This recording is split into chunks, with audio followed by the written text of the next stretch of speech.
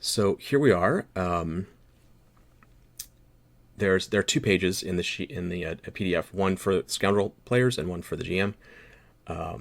The scoundrel player sheet is first because scoundrels are more important than GMs in Blades in the Dark, and also I like to kind of prime players when they open a document so they know it's for them, so they know like there's stuff in there for the players. It's not just a GM thing for them to use as reference or whatever. It's something players are supposed to use too. So the scoundrel sheet is first in the order, but when we're talking about the stuff on the sheets here, I think it makes more sense to kind of start with the GM moves, which I'm calling them on the sheet now. I think PBTA has infiltrated gaming enough at this point that that's a ubiquitous phrase, so we're gonna we're gonna use it here. And what you can think of these sheets as is sort of a guide to the things you do as in your role as a scoundrel or a GM. On the left side, there's a set of boxes there, 6 boxes, that I kind of thought of as sort of the like buttons on a controller if you're playing a video game. These are the things that you're going to immediately kind of do: run, jump, shoot, reload when you're playing. It, as opposed to like the deep dive guide of every key binding and every nuance. This is kind of like the simple, direct set of things you might immediately do most of the time. So those are on the left. On the right, there's kind of a description, longer form description of what some of those things are from the boxes, as well as little references in the little gray tabs here on the side that point you back to Blades in the Dark. So kind of showing that this sheet doesn't replace the rule book, doesn't replace the other reference sheets in the package. Instead, it's kind of a pointed distillation of those things down into a more simple thing. So let me see if I go over here. I can probably do that. Let's talk about the first move. Introduce a dangerous obstacle. This is kind of the primary thing the GM does. When a scoundrel takes action to achieve a goal, ask yourself if there's a dangerous obstacle in the way. Describe the obstacle and the danger. You might say, you'll need to deal with X, but Y might happen. And then ask the scoundrel player how they deal with the obstacle. So, like I said, this is kind of the go-to move for the GM. You're going to be doing this a lot. The book goes into more detail, starting over here on page 163, as you see there, and in the GM section, about how to introduce obstacles. One way is to kind of look around the fictional space in your mind, starting with the setting, the broad setting, the haunted industrial world, and then Duskfall, the city, and then the district therein and its characteristics as you imagine them, and then the direct, specific location they're in. And by kind of looking around as the scoundrels are doing stuff, because the setting of Blades in the Dark is a dangerous place, dangerous to your well-being, your health, dangerous to your reputation and prospects, dangerous to your allies, dangerous to your beliefs and values. You're gonna see dangerous stuff everywhere, and it's kind of your GM job to imagine what's an obstacle to what the player's about to do, and then determine or describe its danger. And if there's no obstacle, then they do it according to the fictional details. And if it's not dangerous but it's an obstacle, maybe you just ask them how they deal with it anyway, so the player can kind of describe doing something cool or a character beat or something like that. But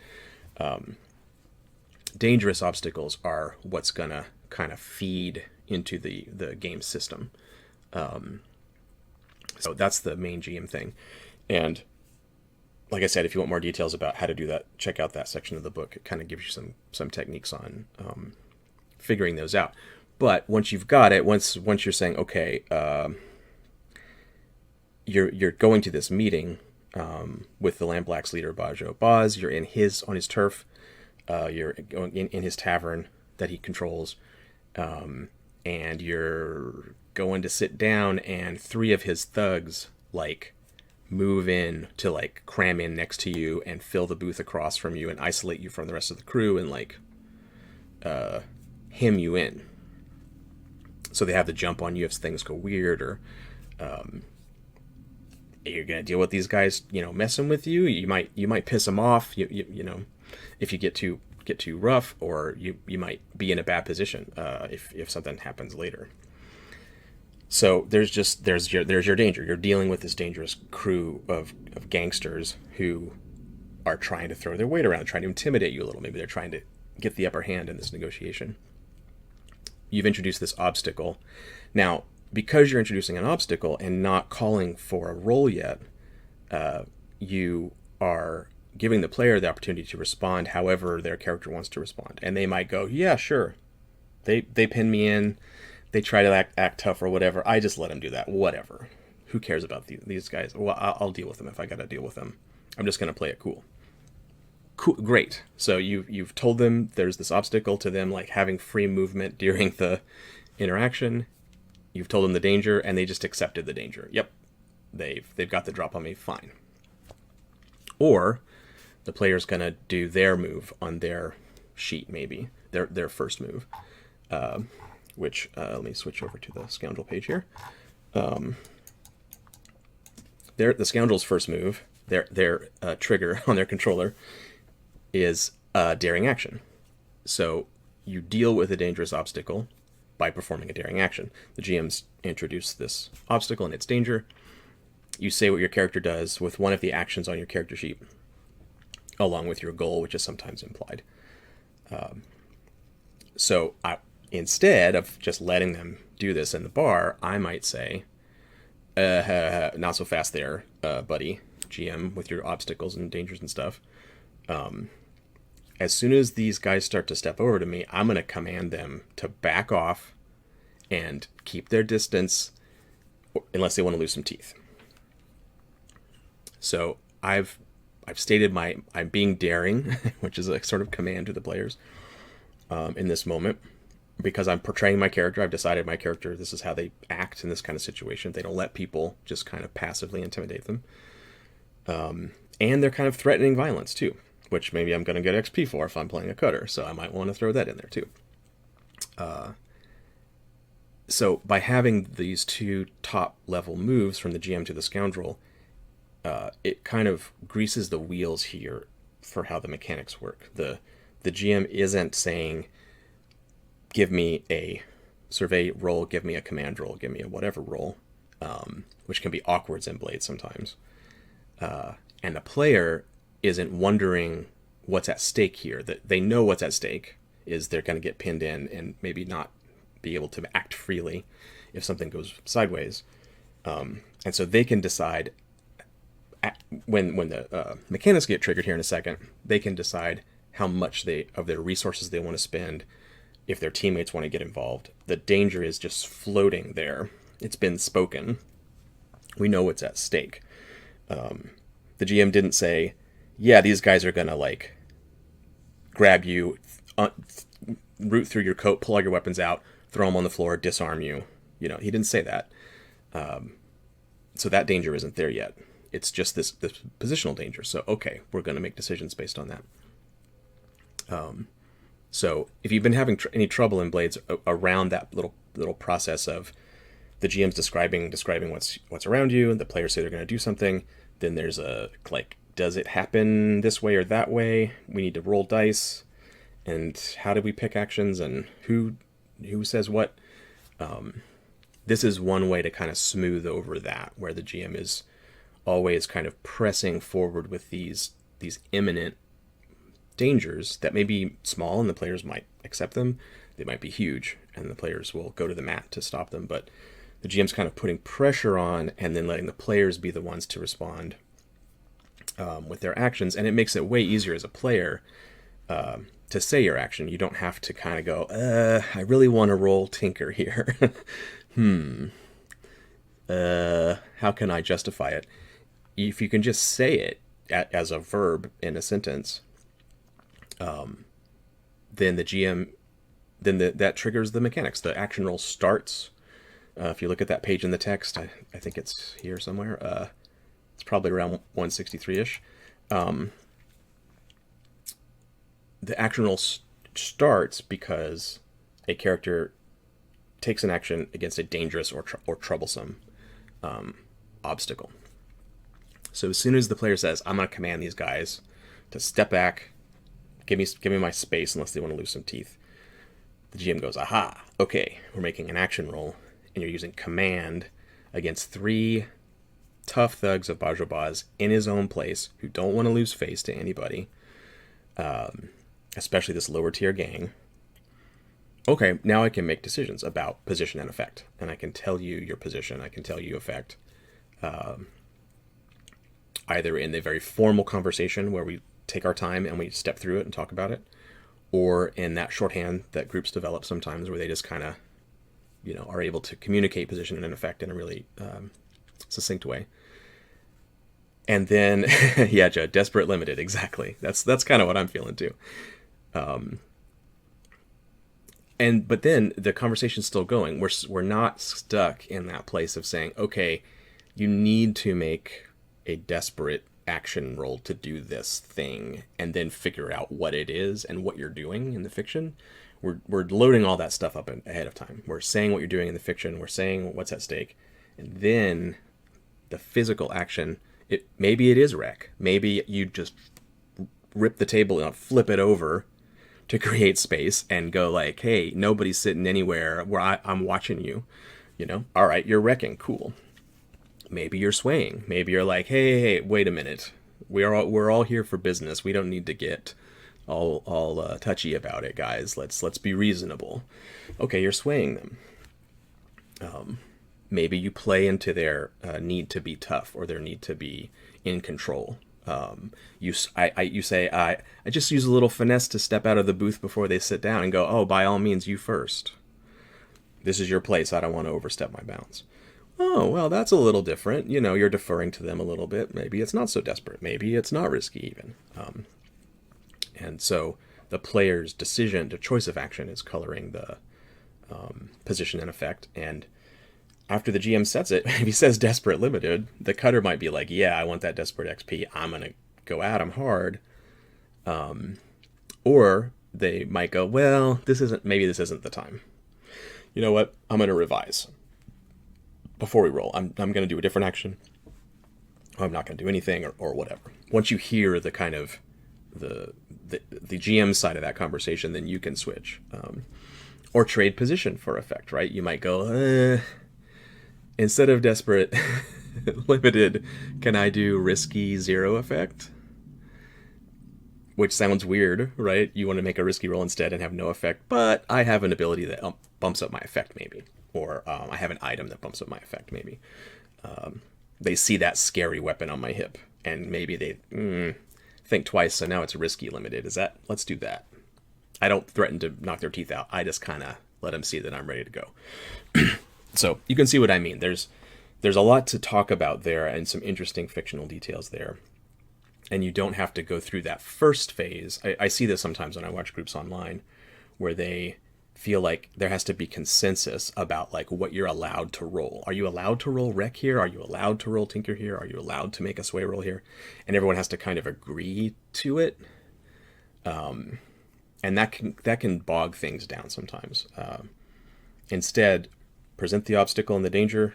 The player says what they're doing, like what their character's doing in the fiction, by saying one of their actions.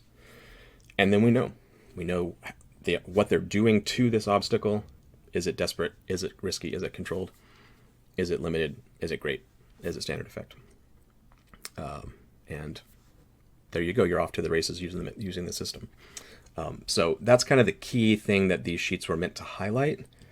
The rest of the stuff on the sheets is kind of extra bits. I'll go back to the GM sheet here to kind of finish this part of the loop. Which says, so you're introducing a dangerous obstacle, or you just let the scoundrel do it. Like I said, I think I'm just early in the stream here. If there's no dangerous obstacle, the scoundrel simply does what they set out to do. There's no action roll, just describe their effect. If they want more than that effect, the situation might become dangerous, as they take risks to achieve it. So we could refactor that situation we just said. Bajo's guys are not super aggressive. They feel very confident. They don't have any reason to like act all tough. They're being casual. You want to have some space. They want to have some space. That's fine. Everyone arranges themselves in the bar according to their own preferences. Your back isn't to the door. You're able to draw your weapons cleanly. Everyone's cool. No one has the upper hand here.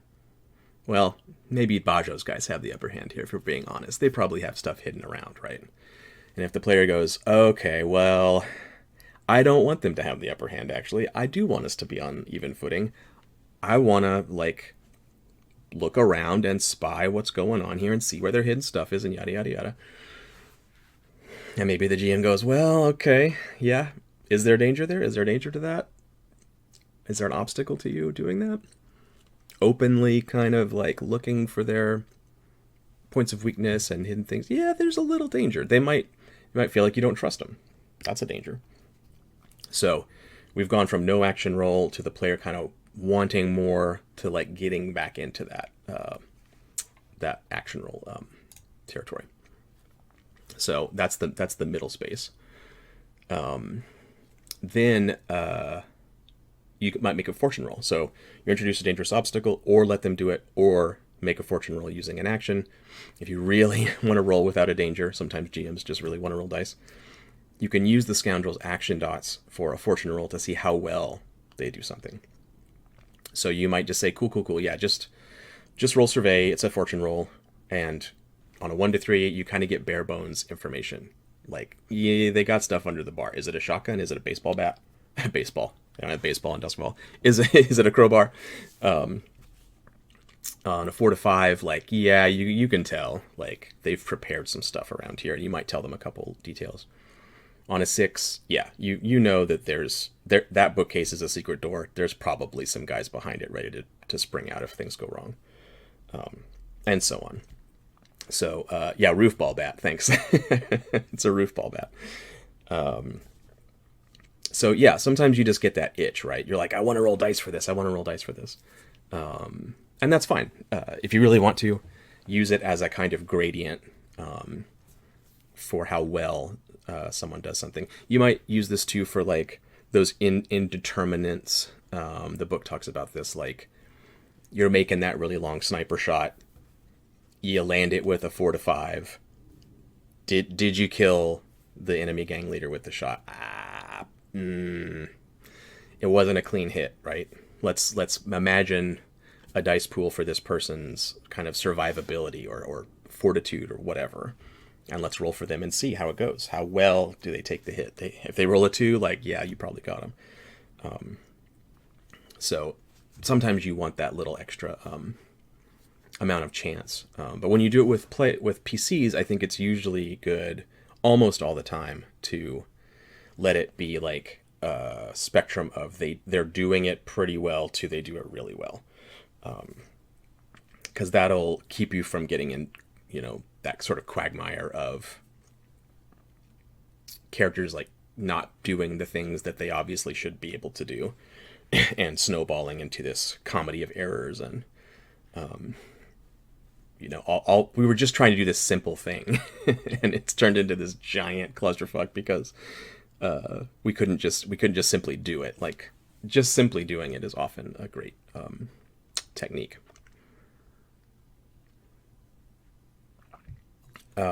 So that's part of the GM stuff. Then it talks about giving devil's bargains, offering greater effect.